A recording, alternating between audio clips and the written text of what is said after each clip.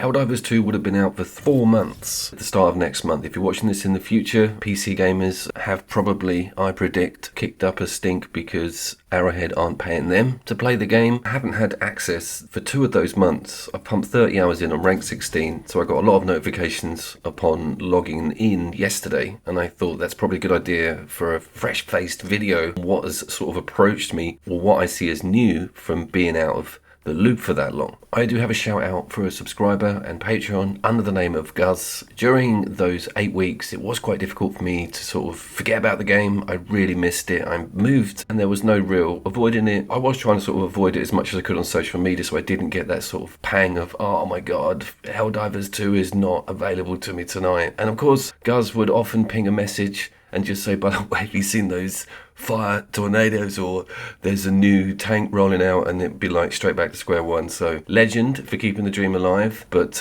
yeah, I think he knew what was up to. It is really great to be back in the game and spending all of that hard-earned Ingram money and cash and getting to see some of the additions from the updates. We last saw one on the 29th of April, and being rank 16 and not having access to any higher-end stratagem or armory equipment, this is not going to be the, oh, the X, Y, and Z's OP now type video. I'm very much just trying to review the game after it's what was considered quite a rocky launch, and now to its 3-month mark, which is a critical time for an online game. Cue that intro, Marjorie.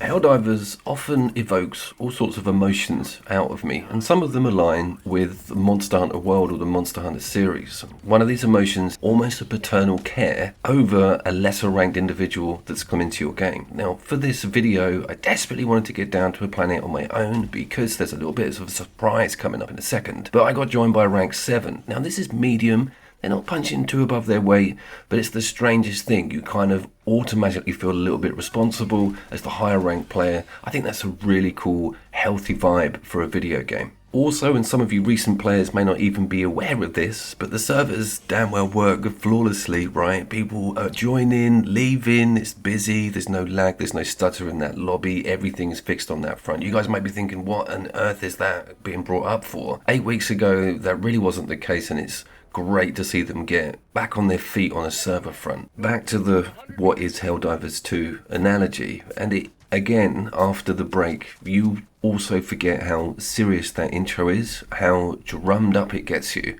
and how important it is to check everyone else's stratagems and loadouts, what they're bringing along, what you can do to complement that and not doubling up. It's a very cool process, and it means that everybody is on the same page. I think the game's very much in a position now where casuals be gone. Everyone is there to enjoy themselves within the Helldivers universe. Now, I want to get over to the universe because I very much was expecting quite a lot of variety on Planet Differential. I want to see some new stuff. I also missed the war, end of the creek with the Autobots. I was devastated about that. That was always a big thing on Helldivers 1 when that sort of season came to an end.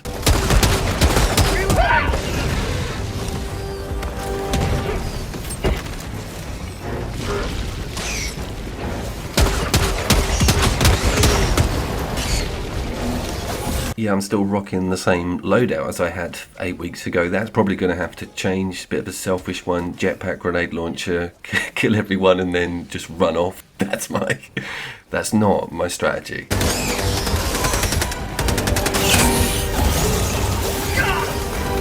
Get some! Get some!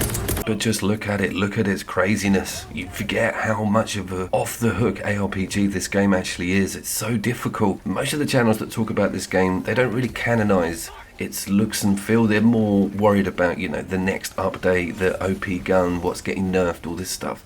I love just clapping eyes on the whole thing because it is quite a magnificent looking piece of software. Deploying Helldiver to combat zone.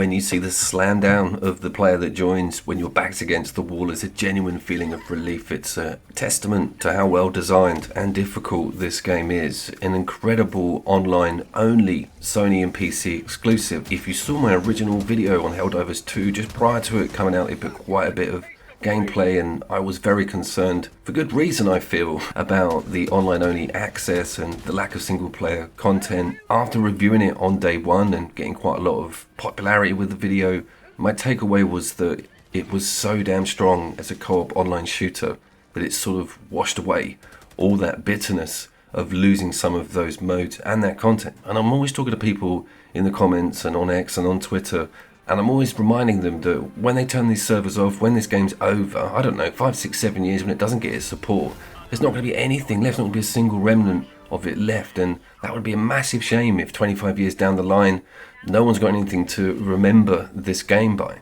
Battleborn. Bloody hell, Coop, can't you just talk about the Quasar cannon or something? The other thing about the aesthetic of the game is I'm really struggling to find actual daylight at the moment.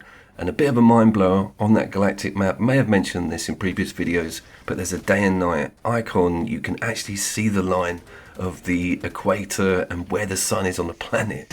I love that, but not all missions are going to be in the daylight sections. But this mist, and I've said it before, the draw distance is absolutely stunning. This game looks so damn good in its quality mode. The first minute and a half of the video, after that intro, not all that menu stuff, would have made for quite a funny joke to be fair, was all shot in that quality mode. I switched it over during combat to performance, absolute nightmare. All of that solo footage with the charger was in its quality setting. Now I couldn't quite believe how well it was performing. With an ARPG like this, action heavy, you don't want to be mucking around with frames. You want the best frames, and the 60 in the performance is obviously the place to go. This was a single player offline campaign, and you had sections where there was downtime, a hub, that sort of thing, and you could maybe enjoy that. But I was still very surprised. If you saw my day one video on the game, it was an horrendous mode. It looked absolutely awful. It was dodging between 15 and 30 frames per second when stuff like this was going on. 10 seconds, clear landing zone.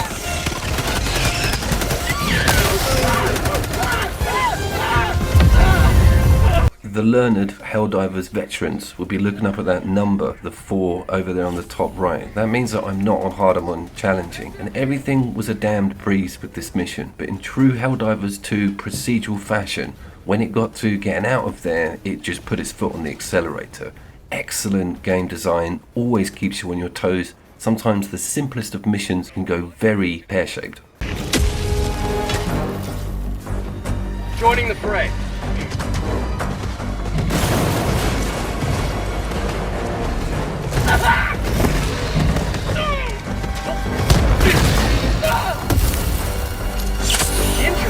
What injury?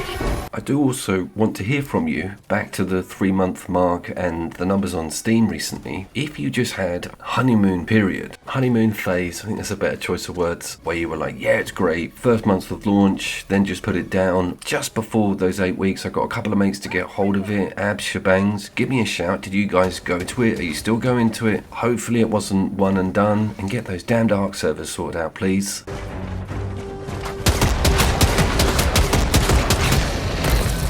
If you shoot under it, you get like a bigger AoE on that sort of soft belly. Everyone knows, Coop. You're saying it like it's some hot top tip or something. And that damn weapon is a murdering liability. Back to the got a couple of mates comment, and I think this also applies to the Monster Hunter series and some of these online only service games that can only be really as good as your company. And if you're playing this with people who aren't up for enjoying it the same way as you are, can technically even ruin some people's experience.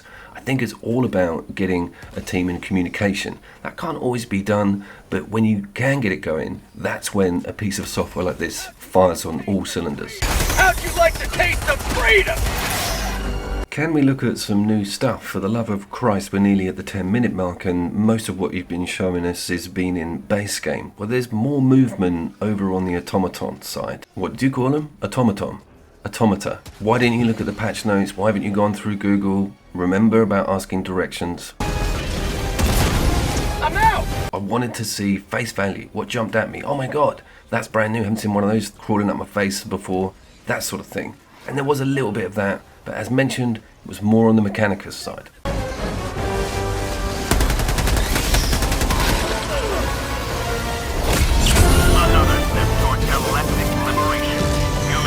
Also, being so low ranked and only really going up to hard, you don't get to see the top end additions of some of your enemies. But those flying gunboats, they are annoying. You really need some heavy ordnance to take them out, and they're armoured as well, so you can't really just waste a whole clip of machine gun on it like I'm doing here.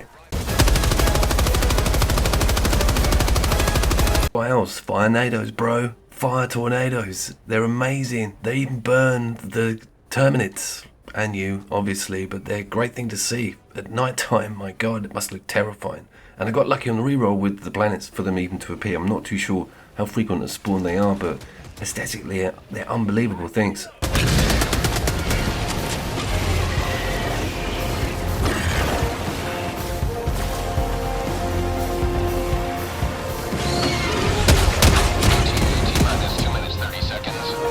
There is obviously a lot more, and I'll put the work in to get higher ranked and into those tougher difficulties, and maybe push this video out again in 6 months. It would be super interesting to see if PC players are actually paying PSN any money to play this game.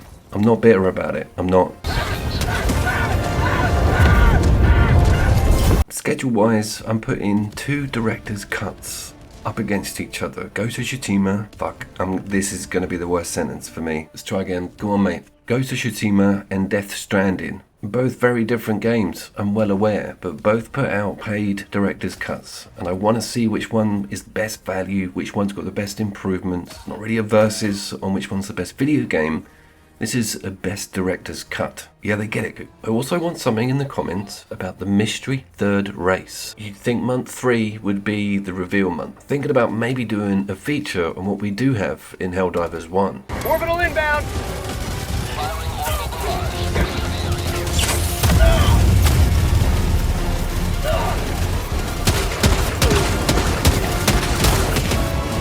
I will of course be seeing you down there, so more local co-op and split screen games coming up. I have been Couch Coop. Thanks very much for giving me 13 minutes. Good afternoon, I'm Marjorie. Welcome to Couch Coop Hot Tips. Every little tip helps. How can I be of assistance? I'm calling about the underbelly thing on the chart. Everybody knows this.